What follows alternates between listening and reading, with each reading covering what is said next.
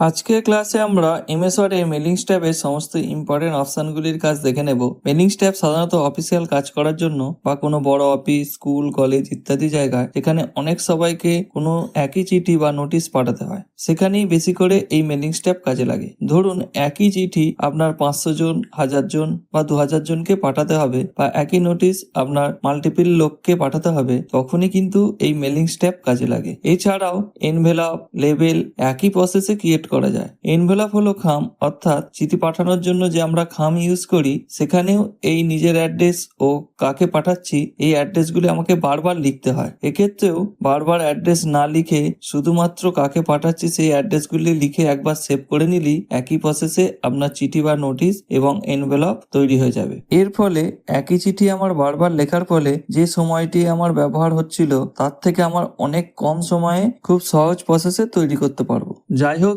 আজকে আমরা মেলিংস ট্যাবের সমস্ত অপশনগুলির কাজ দেখব। তার আগে আমার এখানে এমএস ওয়ার্ড ওপেন করা হয়ে গেছে এবং আমরা মেলিংস ট্যাবের আন্ডারে প্রথমে এই যে ক্রিয়েট আছে এর আন্ডারে দেখুন এনভেলপস এবং লেভেলস এই দুটি অপশন আছে। আমরা প্রথমে কিভাবে এনভেলপস ক্রিয়েট করতে হয় সেটি দেখে নেব। দেখুন এখানে আমি এনভেলপসে ক্লিক করলাম এবং দেখুন সঙ্গে সঙ্গে এনভেলপস অ্যান্ড লেভেল নামে একটি উইন্ডো খুলে গেছে এবং দেখুন এই এনভেলপের আন্ডারে এখানে ডেলিভারি অ্যাড্রেস দেখাচ্ছে এবং নিচে দেখুন রিটার্ন অ্যাড্রেস আছে। আপনি এখানে যাকে পাঠাবেন সেই অ্যাড্রেসটি ওপরে ডেলিভারি অ্যাড্রেসে দেবেন এবং রিটার্ন অ্যাড্রেসে আপনি আপনার নিজের অ্যাড্রেসটি দিয়ে দেবেন। দেখুন আমি এখানে অ্যাড্রেসগুলি দিচ্ছি।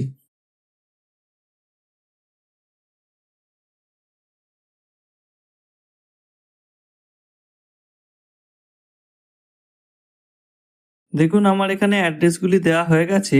এরপর দেখুন এখানে প্রিভিউ অপশন দেখাচ্ছে, অর্থাৎ আপনার এনভেলপটি কিভাবে তৈরি হবে এবং কিভাবে শো হবে সেটি এখানে দেখাচ্ছে।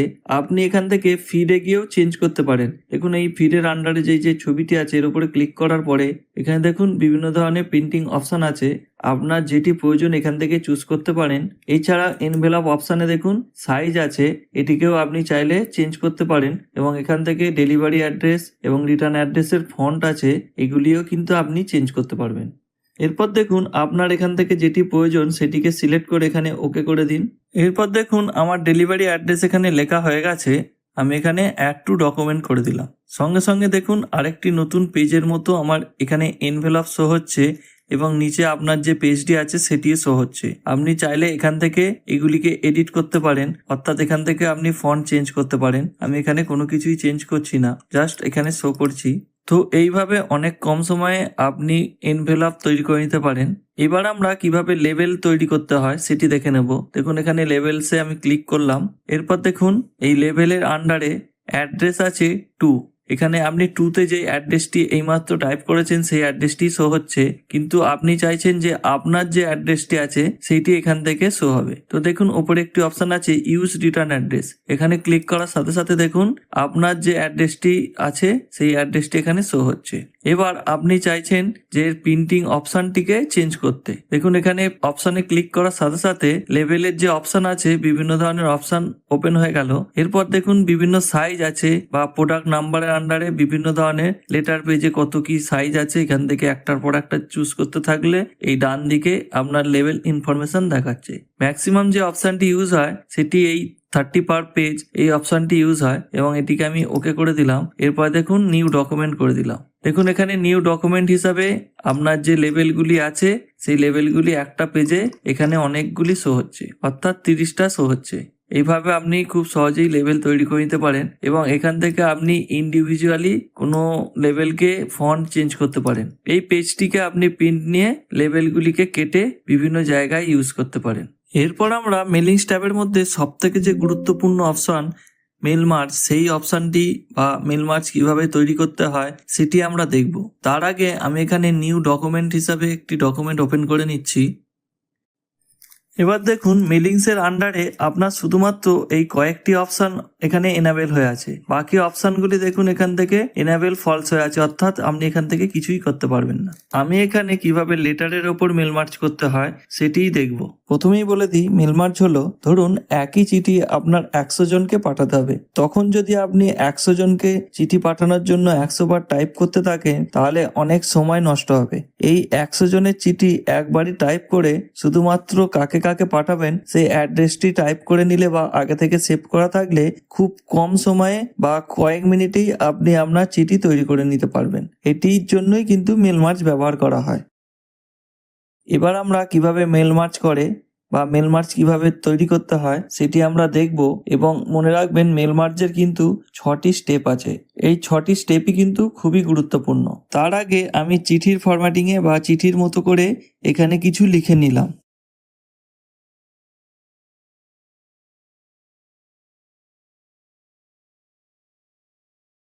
দেখুন আমার এখানে চিঠির আকারে এখানে আমার টেক্সট লেখা হয়ে গেছে। এবার আমি কিভাবে মেল মার্জ করতে হয় সেটি এখান থেকে শুরু করছি। দেখুন এখানে আছে অপশন স্টার্ট মেল মার্জ। এখানে ক্লিক করার সঙ্গে সঙ্গে দেখুন বিভিন্ন অপশন ওপেন হয়ে গেছে। যেহেতু আমি লেটারের ওপরই মেল মার্জ করতে চাই সেই জন্য আমি এত কিছু অপশন সিলেক্ট না করে এখানে শেষের অপশনটিতে চলে গেলাম, step by step mail merge wizard. এই অপশনটিতে ক্লিক করার পরে দেখুন এখানে মেল মার্জের অপশন একটি বা এখানে মেল মার্জের আলাদা একটি প্যান ওপেন হয়ে গেছে। এবং দেখুন এখানে দেখাচ্ছে সিলেক্ট ডকুমেন্ট টাইপ। আপনি কিভাবে বা কি ডকুমেন্ট টাইপের ওপর কাজ করতে চান সেটি এখান থেকে চুজ করতে হবে। লেটার আছে, ইমেল মেসেজ আছে, এনভেলপস আছে, লেবেল আছে, ডিরেক্টরি আছে। আমি এখানে লেটার যেটি সিলেক্ট আছে তার উপরই এই মেল মার্জটি তৈরি করতে চাই। তো এটি হচ্ছে আমার স্টেপ 1। দেখুন এখানে 6টি স্টেপ আছে, স্টেপ 1 অফ 6, অর্থাৎ 6টি স্টেপের মধ্যে এটি হলো ফার্স্ট স্টেপ। জাস্ট এখানে যেটি সিলেক্ট আছে লেটার সেটিকে সিলেক্ট রেখে আমি এখানে নেক্সট করছি। নেক্সট করার সঙ্গে সঙ্গে দেখুন সিলেক্ট স্টার্টিং ডকুমেন্ট। আমি এর ওপরেই করতে চাই ইউজ দ্য কারেন্ট ডকুমেন্ট বা স্টার্ট ফর্মে টেমপ্লেট। আমার কোনো টেমপ্লেট ক্রিয়েট করা আছে সেটির ওপরে করতে চাই, বা স্টার্ট ফর্ম এক্সিস্টিং ডকুমেন্ট, আমি অন্য কোনো ডকুমেন্ট আছে তার উপরে করতে চাই। যেহেতু আমি এই ডকুমেন্টের উপরেই করতে চাই সেই জন্য দেখুন ইউজ দ্য কারেন্ট ডকুমেন্ট এটি সিলেক্ট করে এখান থেকে আমি আবার নেক্সট করছি। এরপর দেখুন এখানে স্টেপ 3তে চলে এলাম।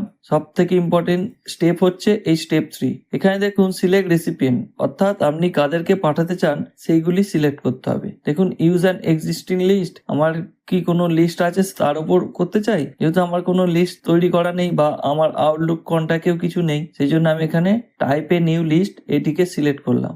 সঙ্গে সঙ্গে দেখুন এখানে ক্রিয়েটের অপশন চলে এসেছে। এই ক্রিয়েটে ক্লিক করার সাথে সাথে দেখুন এখানে একটি নিউ অ্যাড্রেস লিস্ট এটি শো হচ্ছে এবং দেখুন বিভিন্ন ধরনের অপশন আছে। আমি জাস্ট এখানে 2-1টি অপশন রেখে বাকি সব ডিলিট করে দেবো। তার জন্য দেখুন এখানে কাস্টমাইজ কলাম এই অপশনটিতে ক্লিক করছি। দেখুন এত কিছু যে অপশন আছে এগুলিকে আমি এক একটি করে ডিলিট করছি।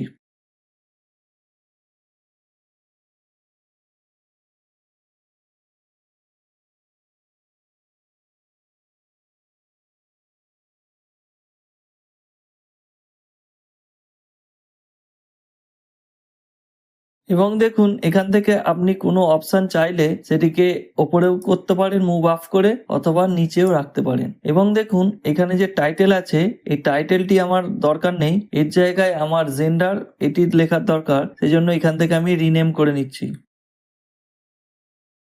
এবং দেখুন টাইটেলটিকে রিনেম করে আমি জেন্ডার করে নিলাম এবং ওকে করে দিচ্ছি। এখানে দেখুন আমার 4টেই শুধুমাত্র কলাম আছে এবং আমি ওকে করে দিলাম। এবার দেখুন আমার এই যে কলামগুলি আছে এগুলিকে আপনি নিজের ইচ্ছা মতো বা নিজের প্রয়োজন মতো ফিল করতে পারেন। আমি এখানে দেখানোর জন্য কয়েকটি ডেটা এখানে আমি এন্ট্রি করে নিচ্ছি।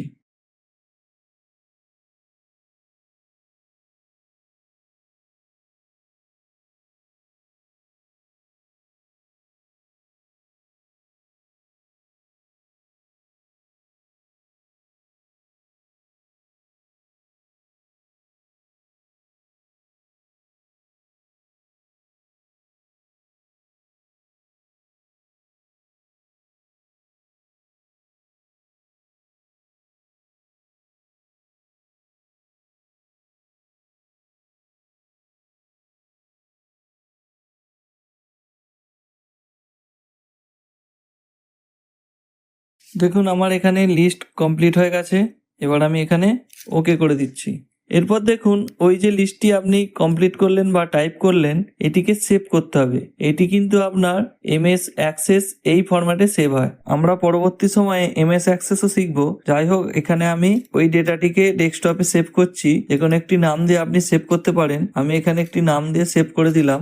এরপর দেখুন আপনার ওই যে টাইপ করেছেন ডেটাটি, ওই ডেটাগুলিকে আপনি এখান থেকে সর্টিং, ফিল্টার যা খুশি করতে পারেন। আমি এখানে কোনো কিছুই করছি না, জাস্ট ওকে করে গেলাম। আমার স্টেপ 3 কমপ্লিট হয়ে গেছে। এবার আমি পরের স্টেপে যাব, অর্থাৎ নেক্সট করে এখানে রাইট ইওর লেটার করব। দেখুন এখানে নেক্সট করেছি, এটিও কিন্তু সব থেকে বেশি ইম্পর্টেন্ট আরেকটি পার্ট। অর্থাৎ আপনার মেল মার্জের মধ্যে যে 6টি স্টেপ আছে, স্টেপ 3 এবং স্টেপ 4 সব থেকে ইম্পর্টেন্ট। এখানে দেখুন মোর আইটেমসে গিয়ে আপনার যে ফিল্ডগুলি আপনি রেখেছিলেন সেই ফিল্ডগুলি এখানে শো হচ্ছে, এবং দেখুন ওপরেও আপনি ইনসার্ট মার্জ ফিল্ড এই যে অপশনটি আছে, এখান থেকেও কিন্তু আপনি একই প্রসেসে ইনসার্ট করতে পারেন। আমি এখানে কার্সার পয়েন্টটিকে ঠিক জায়গায় রাখবো, অর্থাৎ যে জায়গায় আমি ওই ফিল্ডগুলিকে ইনসার্ট করতে চাইছি সেই জায়গায় কিন্তু কার্সারটিকে রাখবো। এখানে দেখুন ইনসার্ট ফিল্ডে দেখাচ্ছে এবং একইভাবে মোর আইটেমসে দেখাচ্ছে। দেখুন আমি এখানে ফার্স্ট নেম ইনসার্ট করলাম, লাস্ট নেমও ইনসার্ট করলাম এবং অ্যাড্রেস যেটি আছে সেটিকেও ইনসার্ট করে দিলাম। আর আমার কোনো এখানে ফিল্ড নেই, সেই জন্য এটিকে আমি ক্লোজ করে দিলাম। এবার দেখুন এই ফার্স্ট নেমের আগে আমি একটি রুলস ইউজ করব, অর্থাৎ আমি যে একটি জেন্ডার ফিল্ড ইউজ করেছিলাম সেই রুলসটি এখানে ইউজ করব। এখানে দেখুন রুলসে ক্লিক করে ইফ দেন এলস এই অপশনটি আছে।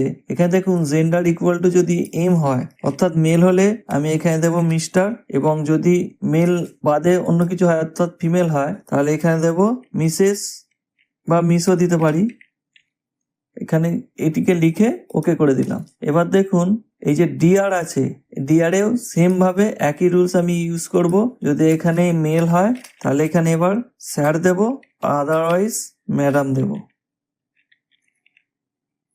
ওকে করে দিলাম। আমার সমস্ত ফিল্ড ইনসার্ট হয়ে গেছে। এবার আমি প্রিভিউ করে দেখব, অর্থাৎ এখানে আমি নেক্সটে ক্লিক করব।